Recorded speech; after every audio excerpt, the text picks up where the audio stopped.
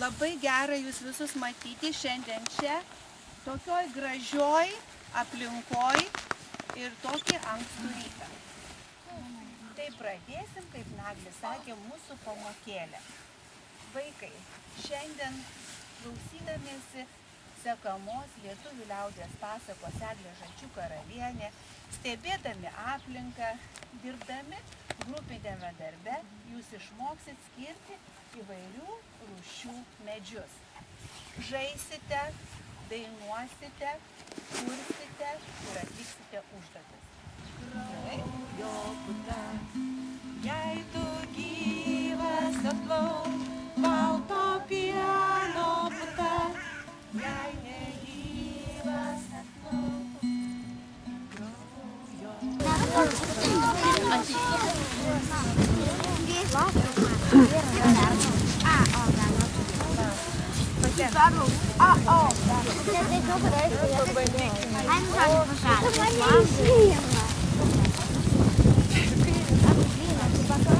Čia va yra drebulės lapukas.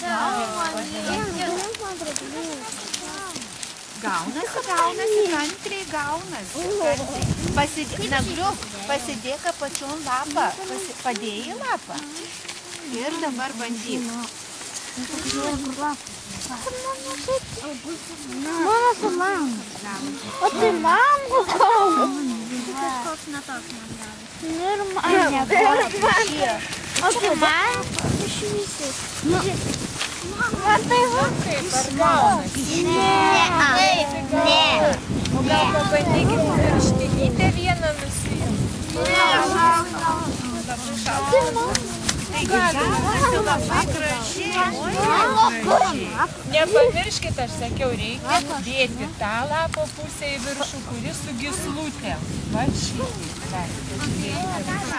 Atsistojo virtinė ir nebėra. Labai puikiai dirbote šiandien, bet šiandien vaikai jūsų laukia dar viena labai įdomi užduotis. Dabar, aš matot, rankytėje turiu tokį krepšelį.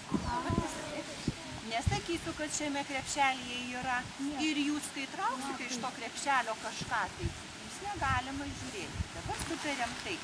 Taip, įdėsit rankytę į krepšelį ir ištrauksit vieną kažkokį daiktą. Bet tik vieną.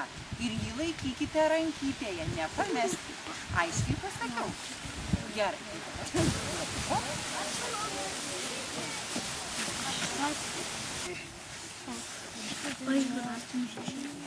Diagrama.